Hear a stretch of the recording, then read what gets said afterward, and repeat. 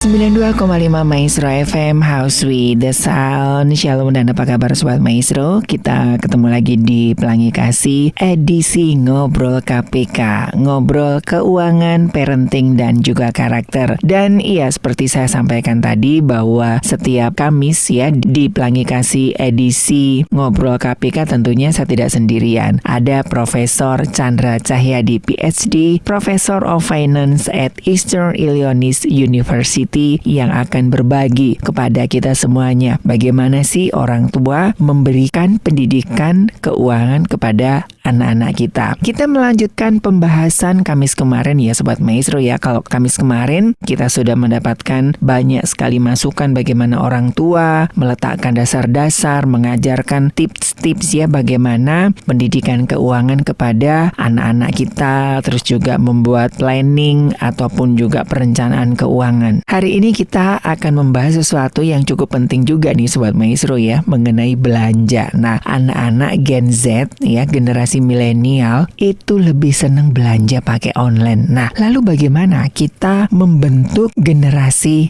smart shopper, generasi yang smart dalam berbelanja? Kita nikmati kidung indah berikut ini. Nah Sobat Maestro, semakin berkembangnya teknologi maka semakin memudahkan masyarakat dalam memenuhi kebutuhan hidup serta melakukan aktivitasnya, termasuk dengan aktivitas belanja. Dan anak-anak zaman now, anak-anak kita begitu ya, lebih senang belanja via online daripada datang ke mall ataupun ke toko-toko gitu, kayaknya nggak praktis begitu ya. Nah, belakangan ini e-commerce sudah sangat berkembang, di mana untuk berbelanja dapat dilakukan hanya lewat smartphone. Nah, lalu bagaimana sih kita sebagai orang tua mendidik ataupun membangun generasi smart shopper ya, jadi anak-anak lebih smart dalam berbelanja ya. Ini ada beberapa Sobat Maestro, ini ya kalau saya bilang banyak kok juga gimana gitu ya, kalau saya bilang sedikit juga gimana gitu. Ada yang ujuk-ujuk tiba-tiba dateng ya, yang COD lah, yang bayar ono bayar ini, orang tuanya nggak ngerasa belanja,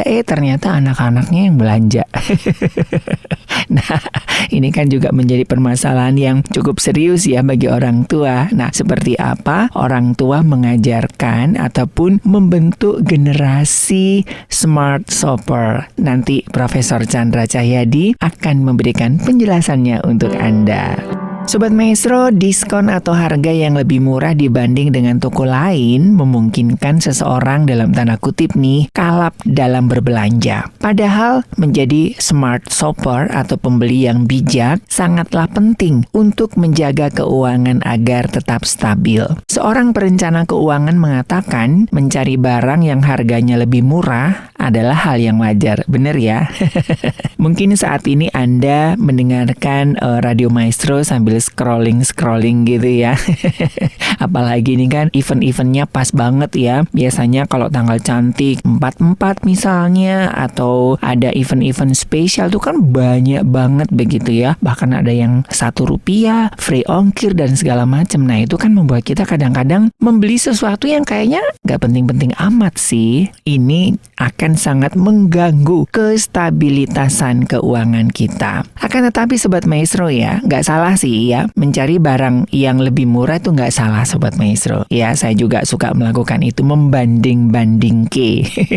Akan tetapi yang perlu diingat adalah harus tetap disesuaikan dengan kebutuhan. Untuk menjadi pembeli yang bijak, ini saya merangkum dari beberapa tips ya dari para perencana keuangan. Minimal ada 3 kunci utama dalam berbelanja agar tidak berlebihan hanya karena melihat harga yang murah atau promo semata. Nanti Profesor Chandra akan menjelaskan lebih rinci ya. Yang pertama adalah selalu bikin anggaran. Karena tanpa adanya anggaran, kita tidak tahu seperti apa pola pengeluaran kita. Kita jadi mengerti evaluasinya harus seperti apa. Anggaran ini berfungsi untuk melihat apa saja yang dibutuhkan dalam sebulan misalnya atau dalam rentang waktu tertentu. Dari sisi Anda bisa memutuskan mana yang harus dibeli atau hanya sekedar lapar mata dalam tanda kutip ya. Waduh, kalau udah scrolling gitu kan, aduh segala macam wah dibeli dah murah gitu kan.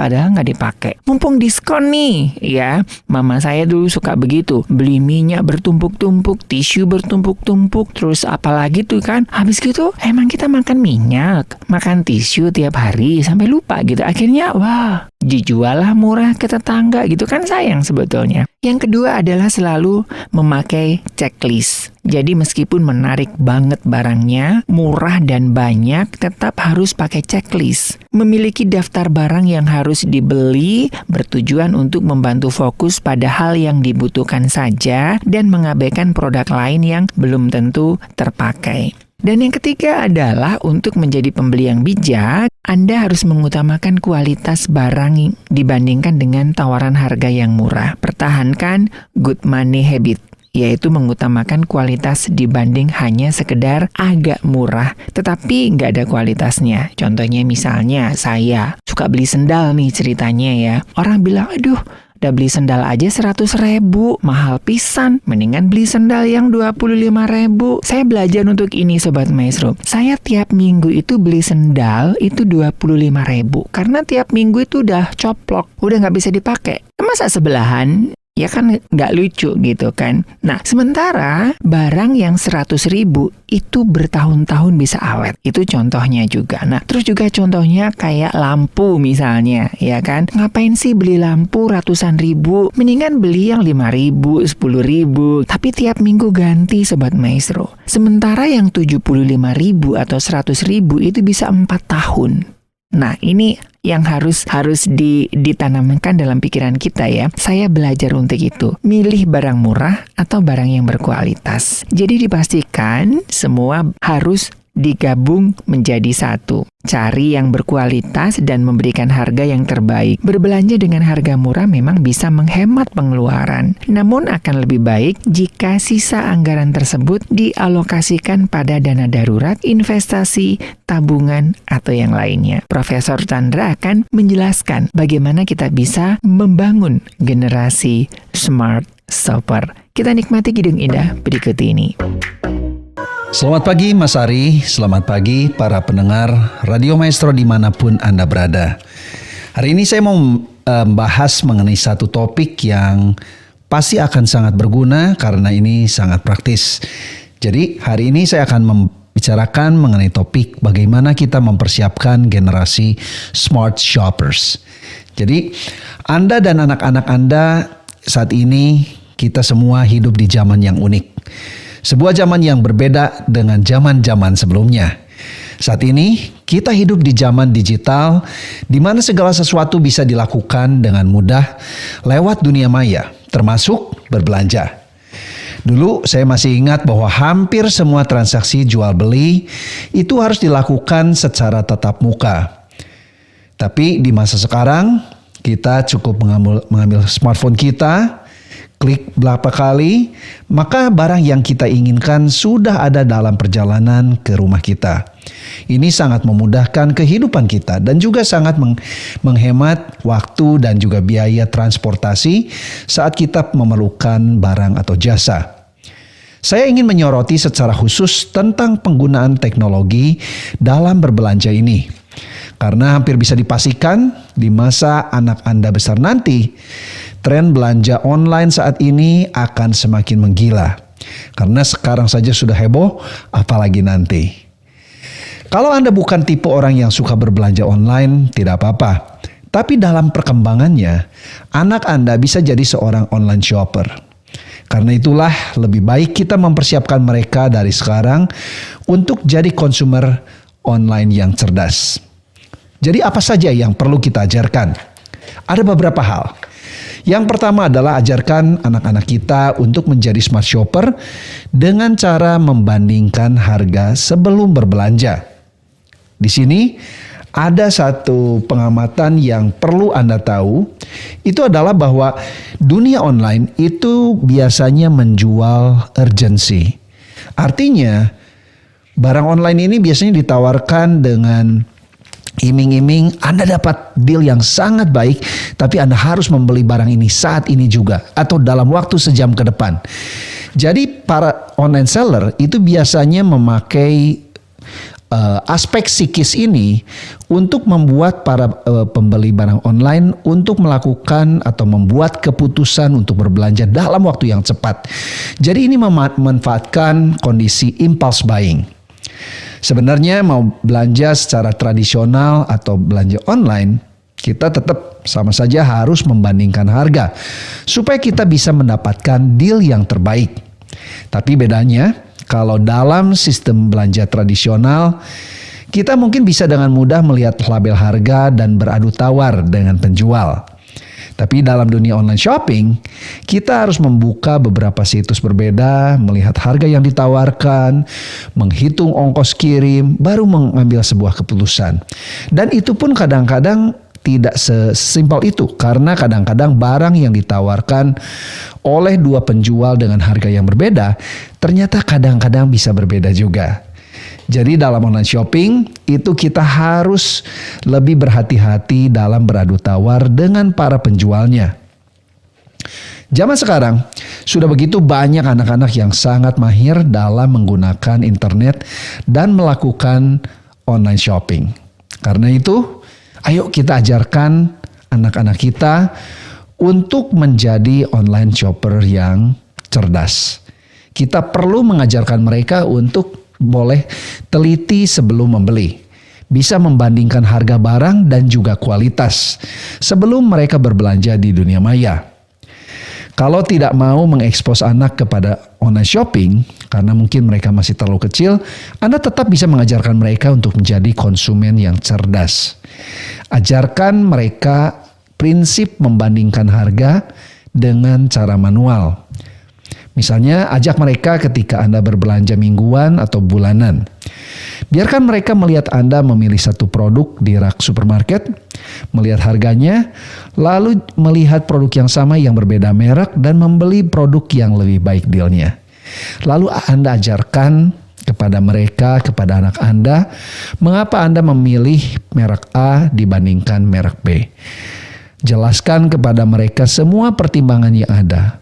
Jadi jangan sekedar kita mengambil barang walaupun barang itu murah dan kita membelinya dengan begitu saja. Karena ada kesempatan untuk mengajar satu hal yang sangat penting kepada anak-anak kita. Belajar menjadi online shopper yang cerdas.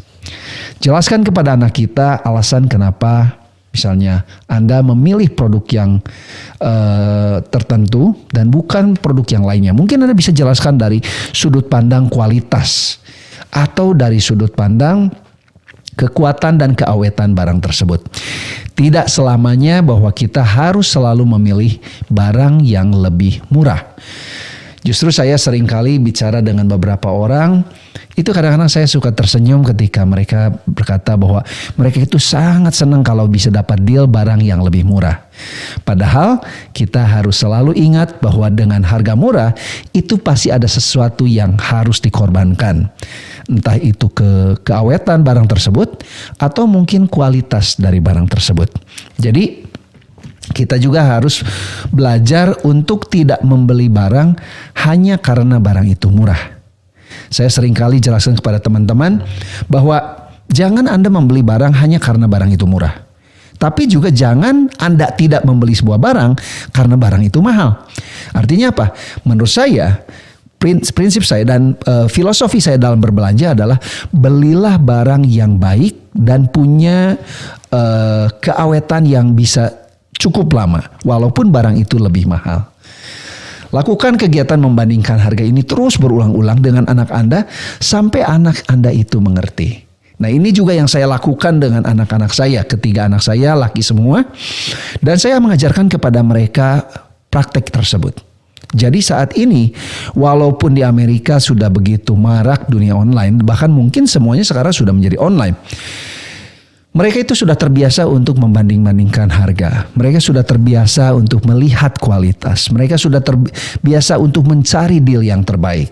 Dan sekali lagi, deal yang terbaik itu belum tentu adalah deal yang termurah. Tapi bisa saja deal yang terbaik itu kombinasi antara kualitas yang baik dan harga tidak terlalu murah. Mungkin saja itu adalah deal yang terbaik Anda. Nah, ketika Anda membawa anak-anak Anda untuk berbelanja dan Anda memilih merek yang tidak biasanya dibeli, mungkin anak Anda akan bertanya, kenapa papa mama beli merek tersebut? Kan biasanya papa mama beli merek yang lain. Saat itu, Anda bisa menjelaskan kepada mereka sesuatu seperti, karena merek yang ini sedang diskon, jadi dengan harga yang lebih murah dan kualitas yang tetap sama, kita bisa dapat produk yang lebih baik. Atau mungkin juga Anda bisa menjelaskan bahwa merek ini lagi promo. Jadi kalau beli yang ini kita bisa dapat bonus produk yang lain. Tapi ajarkan kepada anak Anda untuk tidak selalu terpaku kepada diskon atau promo. Karena sekali lagi bahwa online seller itu mereka cerdas dan mereka pasti bisa menggunakan segala macam teknik marketing untuk mereka menjual sesuatu yang mungkin tidak dalam kondisi yang bagus. Bukankah menyenangkan kalau kita bisa belanja dengan harga yang lebih baik dan belanja dengan kualitas yang lebih baik? Jadi prinsip membandingkan harga ini harus kita tanamkan dalam diri anak kita sejak mereka masih kecil. Sehingga ketika mereka sudah bisa menggunakan sendiri gadget dan komputer mereka untuk berbelanja online, mereka itu bisa menjadi konsumen yang cerdas dan tidak mudah tergiur dengan tawaran-tawaran dari online seller yang mungkin tidak menguntungkan mereka.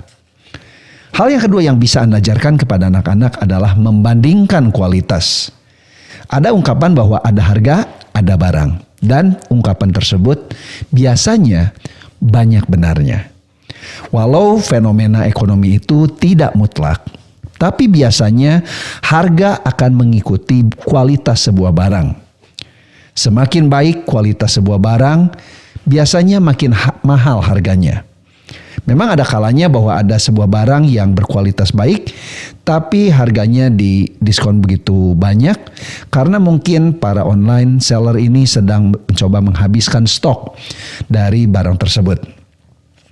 Dan hal ini bisa terjadi kalau ada promosi khusus atau diskon.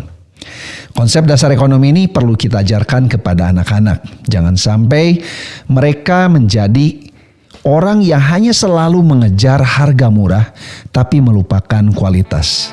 Satu hari saya pernah bertemu dengan seorang yang sharing kepada saya bahwa mama dari orang tersebut ternyata itu suka mengumpulkan barang-barang yang murah, yang dealnya itu bagus, tapi kualitasnya itu tidak terlalu bagus. Nah, sayangnya karena teman saya ini suka membeli barang yang kualitas kadang-kadang tidak baik, maka seringkali mamanya itu tidak memakai barang tersebut setelah sekian lama, karena memang kualitas barang tersebut sudah tidak baik. Nah, jadi jangan sampai anak-anak Anda menjadi penggemar atau pemburu barang-barang murah tapi berkualitas kurang baik. Anak Anda sekarang tentu belum mengerti perbedaan barang merek yang satu dengan merek yang lain.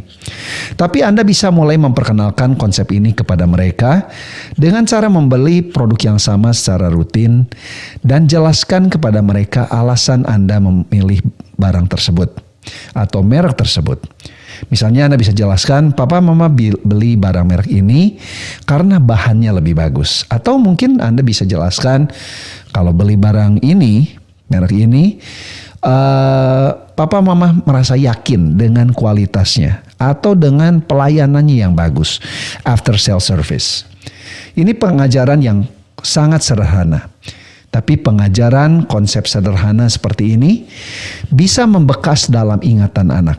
Bahkan sampai mereka besar nanti. Tanpa sadar, Anda pun mungkin selalu memakai sebuah produk dengan merek tertentu, mungkin karena ajaran atau saran orang tua Anda dulu. Ingatan akan kualitas merek tertentu biasanya akan terbawa sampai anak tumbuh dewasa. Tapi yang lebih penting untuk diajarkan kepada mereka bukan hanya masalah membeli barang merek A atau barang merek B, tapi juga alasan mengapa kita memilih barang merek tersebut. Anda bisa dengan sengaja membeli dua produk yang sama, tapi dengan merek berbeda. dan kualitas berbeda untuk mengajarkan kepada anak-anak Anda perbedaan kualitas tersebut.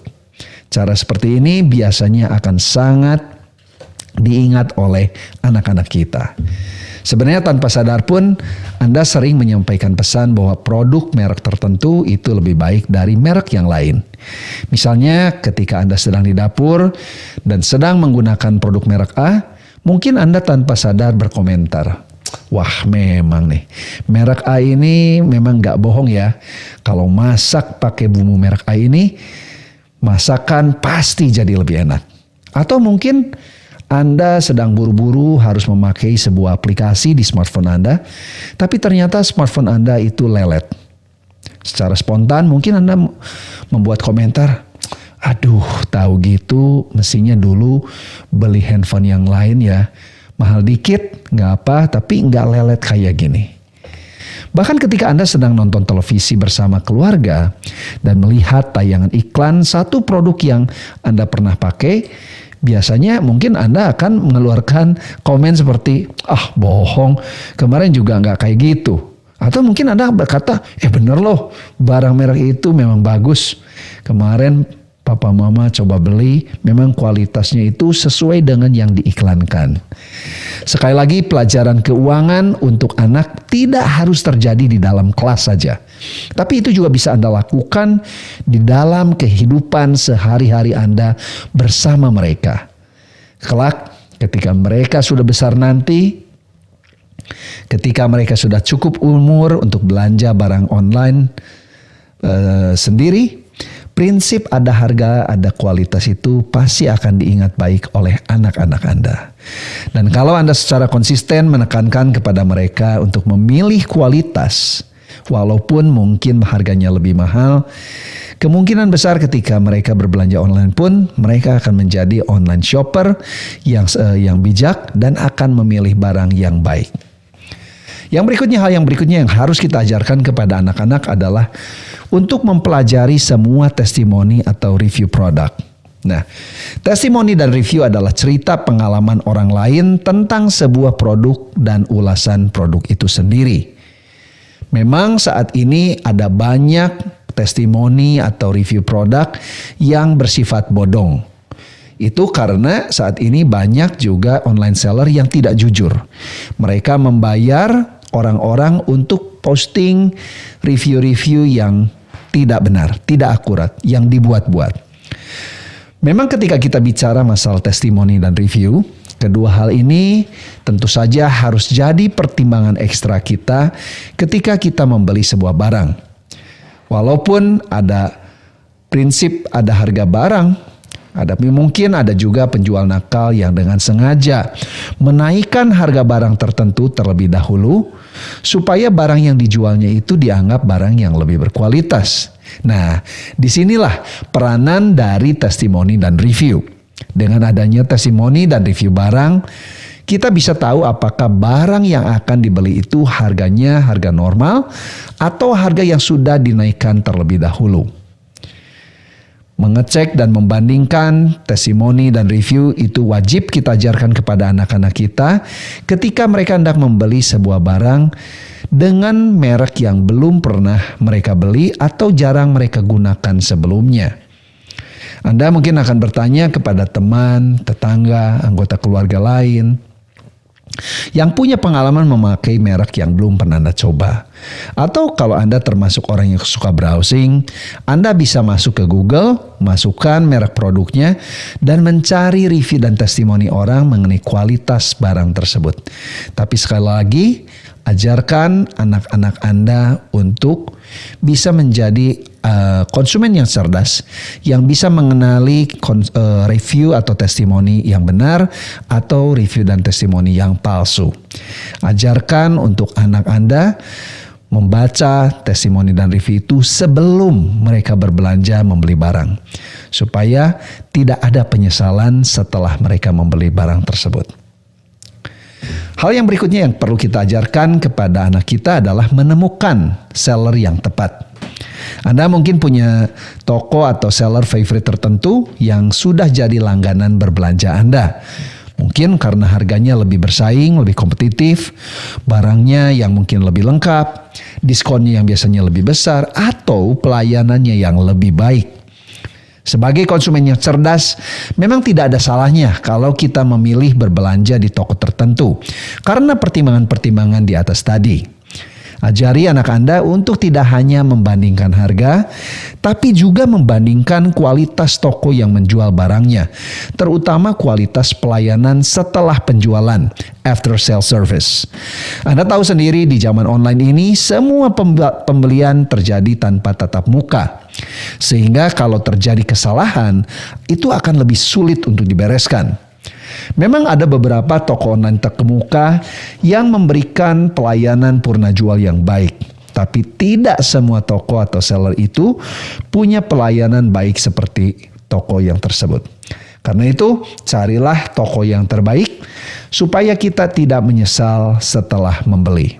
Bahkan mungkin jangan ragu untuk mengeluarkan uang yang sedikit lebih banyak, tapi kita bisa mendapatkan toko yang memberikan pelayanan dan kualitas pelayanan yang sangat baik, sehingga kita bisa terus menikmati pelayanan tersebut setelah kita membeli barang yang kita inginkan. Hal-hal inilah yang perlu Anda ajarkan kepada anak-anak Anda. Ajak mereka ke toko langganan Anda dan ceritakan alasan Anda mengapa Anda setia berbelanja di toko tersebut.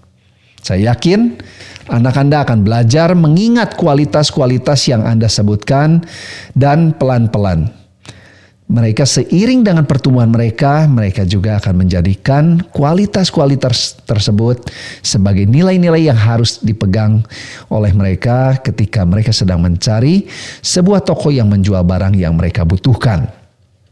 Terakhir yang saya mau bahas di sini adalah masalah kartu kredit atau kartu belanja.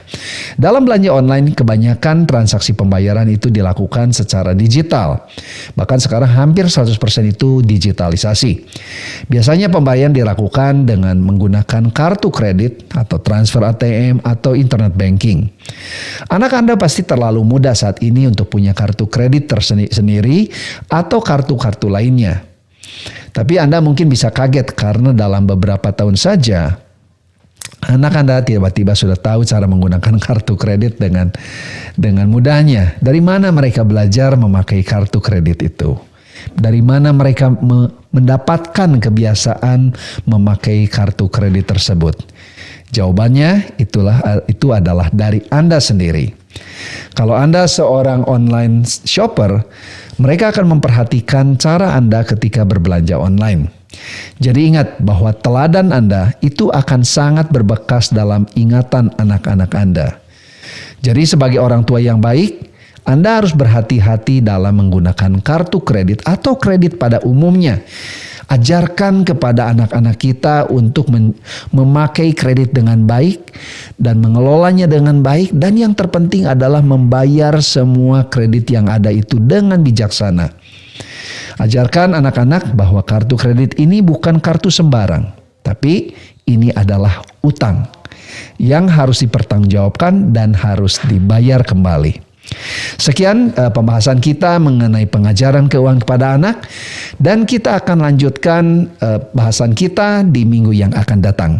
Sampai jumpa di minggu yang akan datang. Bye-bye. 92,5 Maestro FM House with the Sound. Ya Sobat Maestro, kalau udah ngomongin belanja ya semuanya kan kepingin ya. Apalagi sekarang ini dengan trik marketing itu kan udah semakin canggih, yang tanpa membuat kita tuh dalam tanda kutip seperti terhipnotis untuk membeli itu. Apalagi sekarang belanja kan udah pakai di HP aja, udah gampang begitu ya. Nah, semoga informasi yang kami hadirkan dan juga informasi yang sudah disampaikan Profesor Chandra Cahyadi bisa menginspirasi kita, keluarga kita, dan anak-anak kita untuk menjadi generasi smart shopper. Tentunya ini bermanfaat bagi kelanjutan masa depan mereka. Dari Gram Maestro Jalan Kaca Piring 12 Bandung, saya Ari dan Profesor Chandra Cahyadi PhD, Professor of Finance at Eastern Illinois University USA, mengundurkan diri dari program Pelangi Kasih. Kita ketemu lagi di program Pelangi Kasih selanjutnya. Tetap jaga protokol kesehatan dan Tuhan memberkati.